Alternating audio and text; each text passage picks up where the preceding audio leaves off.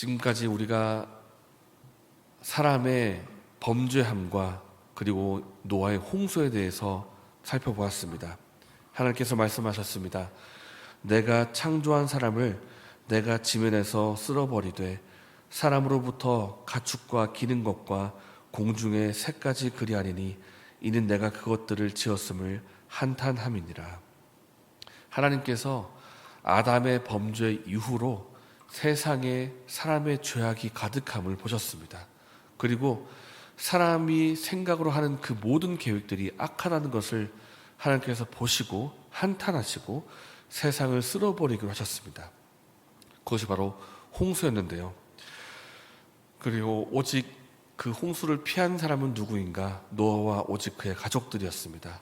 이것은 노아가 그 당대에 절대적으로 의인이었기 때문이 아니라 상대적으로 의인이었고 하나님의 은혜를 받았기 때문입니다. 그 당시에 노아가 하나님과 동행하고 있었고 상대적으로 의인이었기 때문에 하나님이 그 노아와 그 가족에게 은혜를 베푸신 것입니다. 노아야, 내가 앞으로 홍수를 일으킬 텐데 방주를 만들어서 생명을 보존하고 동물들도 보존할 수 있도록 하라. 그래서 노아가 순종해서 방주를 만들고 약 1년의 기간 동안 1년이 넘는 시간 동안 방주에 있다가 드디어 나오게 된 것입니다. 여러분은 방주에서 나온 노아가 본 장면은 어떠했을 것이라 상상이 드십니까? 에덴 동산처럼 모든 것이 아름답게 갖추어지고 아름다운 모습이었을까요? 저는 오히려 그 반대였을 것이라는 생각이 듭니다. 여러분, 뉴스에서 쓰나미를 본 적이 있으실 겁니다. 지역적으로 쓰나미가 일어나면 그 바다에서 파도가 급하게 나와가지고 지면을 다 이제 쓸어버리는 그런 장면을 보셨을 텐데, 그때 모든 집기들, 사람이 만든 물건들, 집들 다 부서지지 않습니까? 온 전체에 쓰나미와 같은 일이 생겼다고 보시면 될 것입니다. 정말 지구라고 하는 그런 물통에 물을 가득 담아가지고 아주 뒤흔들었다고 생각하시면 될 겁니다. 세상이 어떻게 됐겠습니까? 정말 물건은 물건, 사람이 만든 집들이면 집들, 모든 것이 다 산산조각이 나가지고 여기저기 널브러져 있었을 것입니다. 또 식물은 식물대로, 나무는 나무대로 뿌리채 뽑혀가지고 여기저기 널브러져 있을 것이고, 동물은 다 죽어가지고 사체가 여기저기 있을 것이고, 사람도 시체가 여기저기 땅의 지면에 있었을 것입니다. 저는 상상하기를 노아의 방주 그 표면에도 사람의 핏자국이 있지 않았을까, 그런 생각이 듭니다. 왜냐하면 사람들이 그동안 하나님을 무시하고 노아를 무시하다가 홍수가 나기 시작하니까 이제 후회가 되는 것입니다. 노아의 방주에 들어가야 되겠다 하면서 노아의 방주에 몇 명이 모여들지 않았을까요? 그리고 제발 좀 열어달라고 막 나무를 긁지 않았을까요? 그러나 들어가지를 못하고 막 그렇게 살고 싶어가지고 방주를 막 긁다가 그런 표면의 흔적들이 방주에 있지 않았을까, 그런 생각이 드는 것입니다. 이제 방주에서 나온 노아가 본 광경은 찬란한 동산의 모습이라기보다는 아주 폐허 같은 모습이었을 것입니다. 이 폐허 같은 모습을 보면서 노아가 깊이 생각했을 것입니다. 하나님이 한번 심판하시면 그 무서움이 이런 것이구나. 그리고 심판을 자처한 사람이 얼마나 악한 존재인가 생각하면서 노아가 제일 처음 드린 것은 제사였습니다. 동물을 잡아서 제사를 드리면서 이런 생각을 했을 것입니다. 하나님, 저의 생명을 보존하심에 참으로 감사를 드립니다. 그리고 사람이 얼마나 악하다는 것도 제가 알았습니다 라고 하면서 감사의 의미를 다는, 또 속죄의 의미를 다는 제사를 드린 것입니다. 그 제사를 하나님께서 받으시고 이렇게 말씀하십니다. 내가 다시는 물로써 심판하지 않겠다. 그리고 사람의 죄악 때문에 다시는 땅을 저주하지 않겠다라고 하시면서 은혜를 베푸시는 모습을 보게 되고, 그리고 나서 오늘 본문이 시작이 되는 것입니다. 하나님께서 노아에게 다시 복을 주시고 다시 언약을 맺으시는 장면을 보게 되는데, 제가 이 9장의 말씀을 묵상할 때 정말 이런 은혜가 없다라는 생각이 듭니다. 우리가 9장을 살펴보면서 한번 교훈을 받기를 원합니다.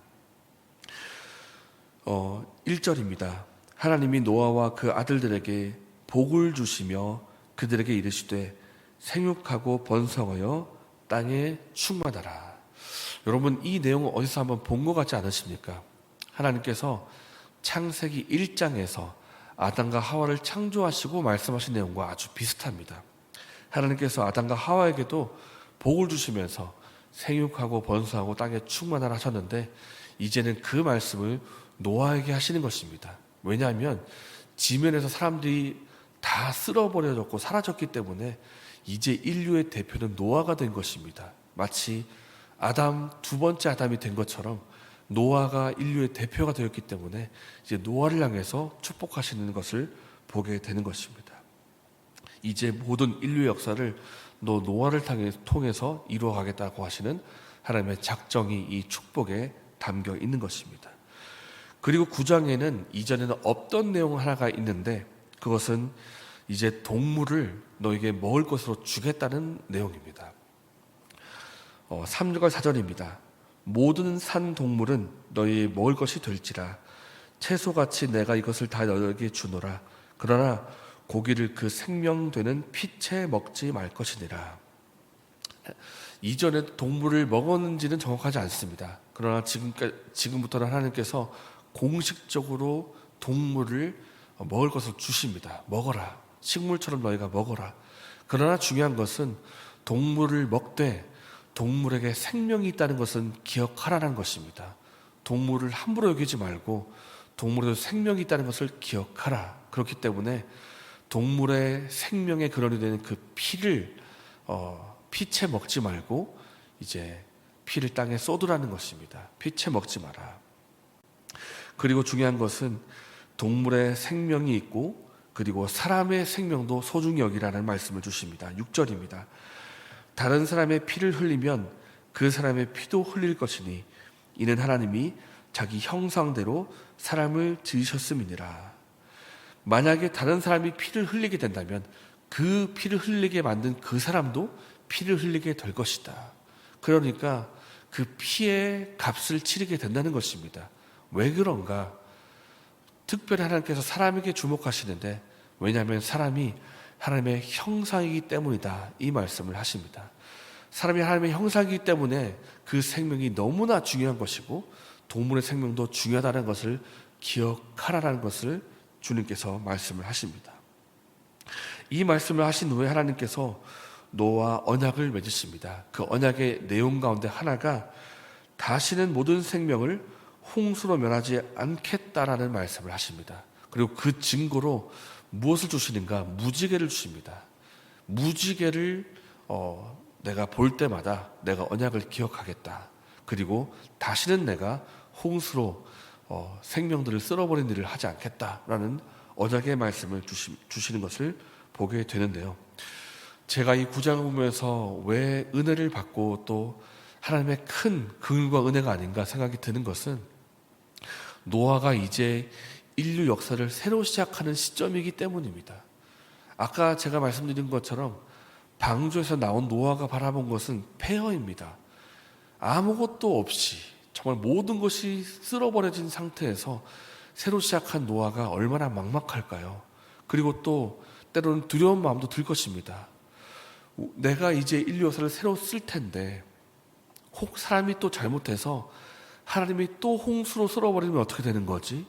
그때는 지금은 내가 살아남아 있지만 그때는 다 사라지는 것 아닌가?